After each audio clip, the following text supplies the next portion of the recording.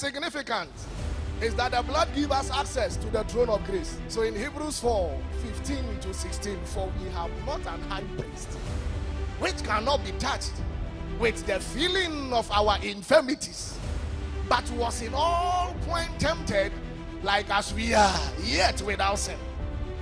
Let us therefore come boldly unto the throne of grace, that we may obtain mercy and locate grace to help in times of need. You see, the Ark of Covenant was in the holiest of holies. The priest cannot enter the holiest of holies. The temple workers, the Levites, cannot enter the holiest of holies. It is only one person that enters the holiest of holies, and even he does it once a year, and he is the high priest. And Jesus is described as the high priest. Even the high priest, when he's to go, they have to tie a rope by the waist with some bells and some comics in it.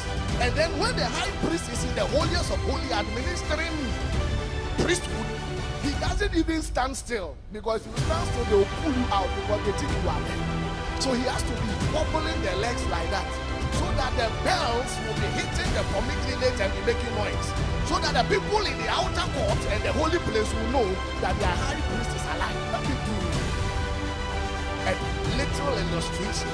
In the garden, something happened. Man fell, and then God asked man to leave. So man took his wife, decided to leave, and then he left. Then God did something. God now placed a cherubs and a blazing sword around the tree of life, so that man will not come back to the tree of life and eat and become corrupt forever. But I was thinking, why did he place two cherubs by the tree? Why am I saying cherub? In Genesis, he didn't say two. But when you go to Exodus, when he was doing the Ark of Covenant, he brought two cherubs on the Ark. So we can refer and say that it was two. Then he placed a sword, a blazing sword, and look at the description. A blazing sword that turned around every side. It means that without the cherubs, Adam and Eve cannot even approach the tree, because the blazing sword is turning around every side. When God was instructing them to create the Ark of Covenant, he told them to beat fine gold, create two cherubs. These cherubs should be facing each other. And here, instead of a sword, we know that the tree of life had a sword turning on every side. But here, instead of a sword, he said that they should put mercy seat in between the two cherubs. So there is a mercy seat in between two cherubs, not a sword. Sword was in Eden, but in the holiest of holy, it is not a sword, it's a mercy seat.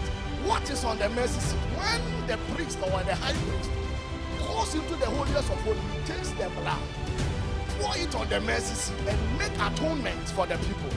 So in the mercy seat is blood, then two cherubs.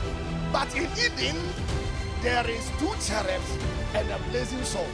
If Adam fell on the sword will pierce him. And if the sword pierces him, what will happen? Blood will come. And so this is a picture telling us that someone has fallen on the sword and has died. And so in between the cherubs, there is blood. And now the punishment has been meted out. The sword has done its work and the sword is gone.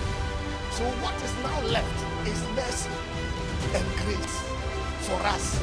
So when we enter, instead of the sword piercing us for us to die, we don't find a sword.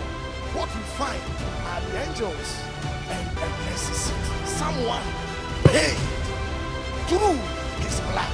So there is blood